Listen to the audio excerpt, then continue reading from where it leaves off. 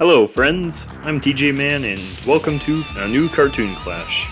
Let's get right into the episode. The Zombie Apocalypse, an event that takes perseverance and skill. But some people have unorthodox ways of navigating through this, such as Crazy Dave, the wacky botanist from Plants vs. Zombies, and Frank West, the zombie fighting journalist from Dead Rising. Frank has dealt with many psychopaths before, so let's see how he fares against Crazy Dave. I'm TJ Man and it's my job to analyze both fighters to see who would win a cartoon clash. Now some rules for this fight is I'm allowing Dave to have access to plants from mainly the first game and a few from the second game. But only a few because we'd be here all day if I had to talk about the plants from the second game.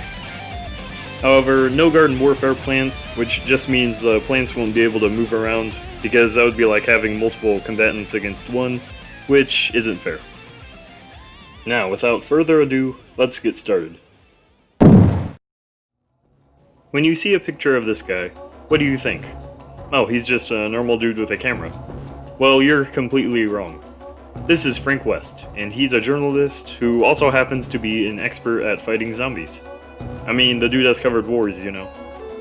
Along with covering wars, he always looks for the biggest stories in order to reach fame, which led him to a little place called Willamette, Colorado, where he found the zombie apocalypse. Wanting to explore this weird discovery, he found out he's amazing at fighting zombies, even though he never shot a gun before. In order to fight through this horde of zombies, naturally he needed a lot of strength. I mean, this dude can lift zombies, knock a group of them back with brute force, can one-shot them with just his bare hands, and can rip their intestines out. Lovely. But it's not just the zombies he had to fight. He can put his hand through Special Forces body armor. This armor likely has a tensile strength of 3,620, and is meant to protect against knives and bullets. But somehow Frank can go through. He's also fought many different psychopaths who would have made me shit myself if I ever had to deal with them. This is my stuff! If he's this powerful, maybe he shouldn't have been a journalist. He can even snap necks and pull heads off. And if we remember from The Thing vs. the Imposter, we know this is street level. Now for his durability. He can get up from pretty much anything. He takes little damage from bullets, knives, and other weapons. He can even get up after getting run over by vehicles. I would know because I saw him do it while playing as him. He can even shrug off many kinds of explosions. Other things he has survived are the impact hammer, which can one-shot groups of zombies and hazard units. What is this guy made of? Look out, Superman, there's a new Man of Steel in town. He can also take hits from people in exosuits, which are able to smack away 12,000-pound Humvees and smash through concrete. But Frank is fine after getting hit by them. Now for his speed. For being middle-aged, he is surprisingly nimble. And he can avoid bullets, be on par with a clown who can block bullets with his chainsaws in time, and can shoot rocket-powered explosives out of the air before they hit him. He also has a great deal of intelligence. He's good at manipulating people to gather information, is an experienced journalist, is good at survival, can combine weapons, and knows how to use anything as a weapon. He can also remove handcuffs, and can seemingly drive any vehicle he can get his hands on. Now for his abilities and arsenal. Now, since he has such an enormous arsenal, I'm not going to list everything. I mean, he uses so much stuff. Whatever you find in a mall, he's used it as a weapon. He also uses many types of firearms, and again, if you can find that gun in a mall, he's probably used it. He can even put items together to create custom weapons. He can also mix drinks together to give him power like speed or strength. Apparently mixing milk and yogurt makes you run fast. Interesting. Next is his camera.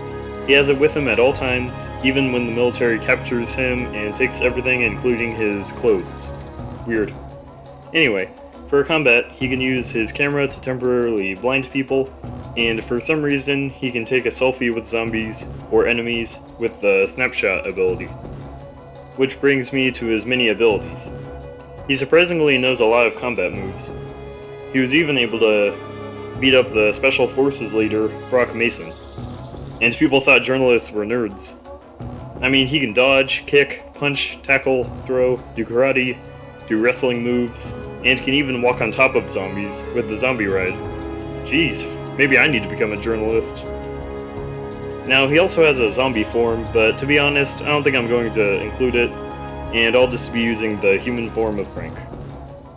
Now, Frank West is pretty much a god amongst men, but technically he's still human and can be killed like any human. He also hates clowns. Now, where have I seen that before? But the thing I fear more than anything, yes, even more than zombies,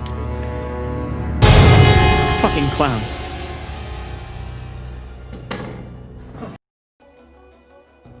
His best reactions are mostly during gameplay, and even then, it's only when doing the dodge roll, which could be considered game mechanics. He's also pretty old, which can hurt his ability as well. And finally, he didn't have much experience fighting at all before going to Willamette. But if the zombie apocalypse ever happened, I would definitely have a journalist on my team. I've covered wars, you know. When you think of fighting zombies, what is a weapon you think would be most effective? Crowbars, baseball bats, guns?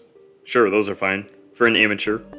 A real man uses plants. In Plants vs. Zombies, the zombie apocalypse started, and one man decided to find a way to fight back. This was Crazy Dave, and he is your helpful neighbor who provides you with plants to protect against the zombie horde. Now, before we talk about his massive arsenal of plants, let's talk about Crazy Dave himself. For strength, he's surprisingly powerful. The zombies in the PvZ universe have shown astonishing strength. They've been able to break through walls, and according to the Game Over screen, an individual zombie can overpower a human and eat their brain, which would be street level in order to bite through their skull.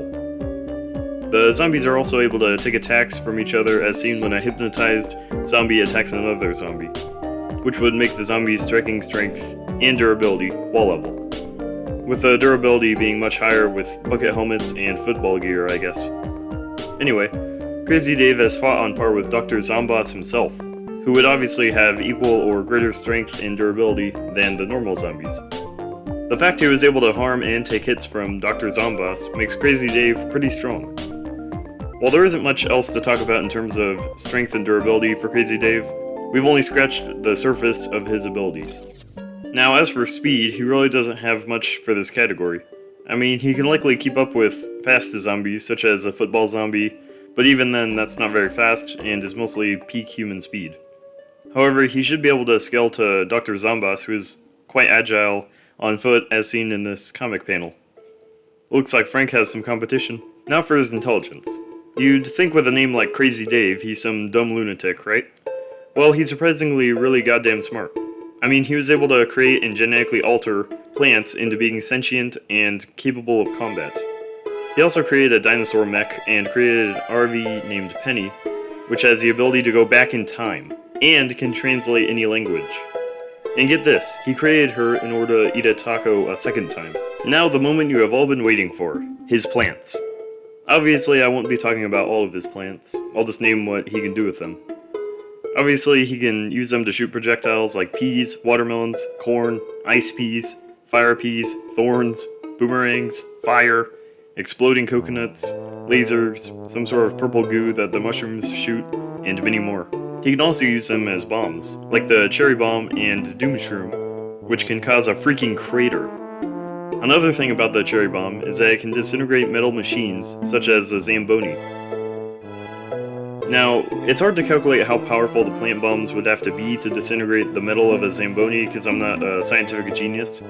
However, I can tell you it would take 1,800 degrees Fahrenheit to disintegrate a human, so that shows these bombs are pretty hot. Plus, the Snapdragon plant can breathe fire to disintegrate zombies as well. He's not just good at having projectiles, he can also use plants that do close-range combat, such as the Squash, which squashes, the Chomper, which chomps, and the Bonk Choy, which bonks zombies. These are creative names. He can also use plants to steal weapons and armor with the Magnet Shroom, which on its own is able to destroy metal. although it does take a while. He can also hypnotize zombies into fighting other zombies with the Hypno Shroom. And he can freeze or slow zombies down with ice plants. He can even reverse time with the Time Warp plant and move a zombie back to where they started. He can also upgrade plants, such as a pea shooter, so it shoots 4 peas at a time as the Gatling pea. And he can make a lily pad into a cattail. You know, those weird hot dog things by the lake. But in this case, it's an actual cat. Aw, it's so cute. You're gonna murder some zombies, aren't you, little kitty? And he can even upgrade his corn catapults into a fucking corn cob cannon that can also disintegrate zombies. And the final plants I'll talk about are the walnuts, tall nuts, and pumpkins. With these, he can protect himself and other plants. But he can also use the walnuts as bowling balls, which somehow knocks zombies' heads off and one-shots them. And some of them are explosive. Why does he do this? I don't know. 'Cause he's crazy! That was cringy, I'm so sorry. Now, I don't think I've even scratched the surface of what all his plants are able to do, but I think you get the idea. I forgot to mention, he even has a plant that can make money. I need to contact this guy. Imagine having a plant that just makes money for you. Perfect for college. But it's not just plants that he has for weapons. He also has a shovel to dig up plants, a rake, and a mallet to smash vases in a minigame. Wait, did he seriously turn zombie fighting into a game with all these minigames? That is amazing. And finally, he can use plant food to give plants a temporary power-up to destroy zombies even more effectively. And as I said before, he has his trusty RV named Penny, which, like I said, can freaking travel through time. Wow, for being crazy, he sure does have zombie killing down to a science. But he certainly isn't perfect. While his plants do need sun to plant them, along with needing to recharge before being used again, this is pretty much game mechanics. There isn't any confirmed lore that he needs sun or needs to wait in order to plant the plants. They should just be able to be planted anytime he wants. So sun and plant recharge isn't going to be a factor in this fight. Anyway, now for his real weaknesses. He doesn't have much combat experience of his own, and mainly relies on plants. Heck, he even got captured by a bungee zombie, although he did escape somehow. Also, even though he is smart, he isn't exactly mentally stable. But Crazy Dave has proven that with his botany expertise, he is a worthy challenge for Dr. Zomboss and the zombie apocalypse.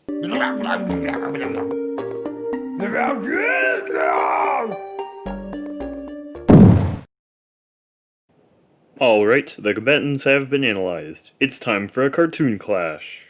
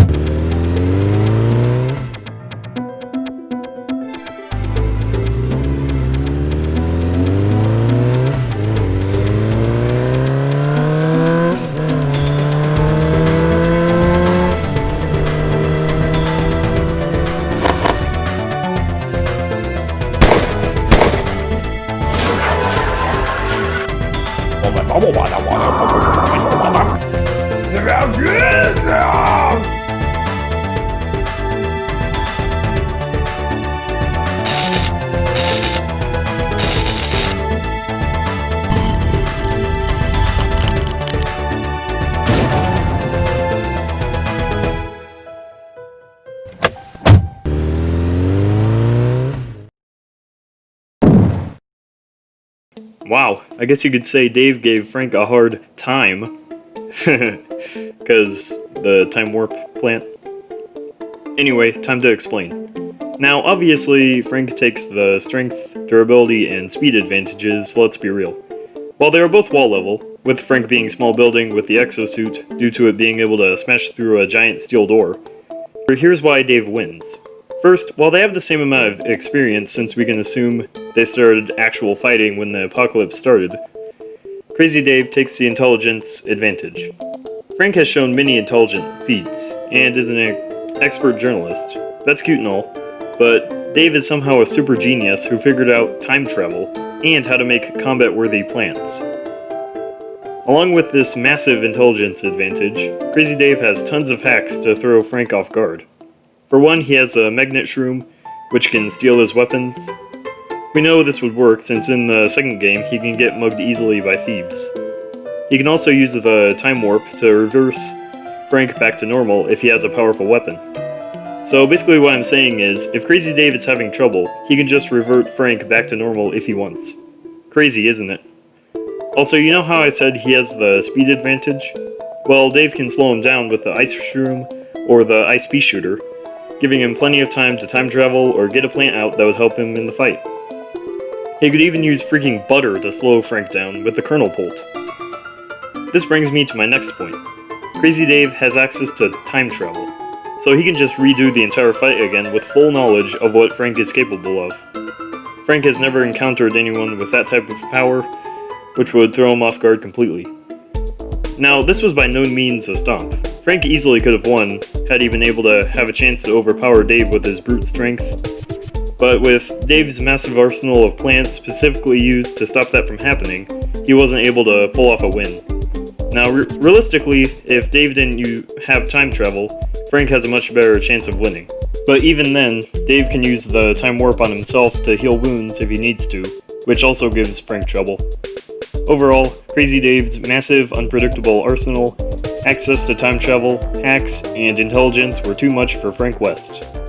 Frankly, I think he was crazy to think he stood a chance. The winner is Crazy Dave.